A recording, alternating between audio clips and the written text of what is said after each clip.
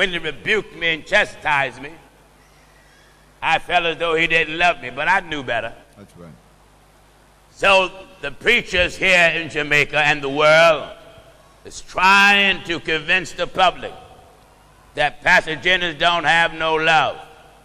And the reason why they keep telling that lie, because I don't sound the way they want me to sound. That's right. I don't sound like Joel Osteen. No. And I thank God I don't. Amen.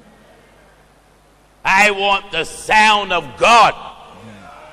The ring out of my soul. Amen. God Almighty told his apostles, it is not you that speaketh, but the voice of my Father speaketh in you. That's right.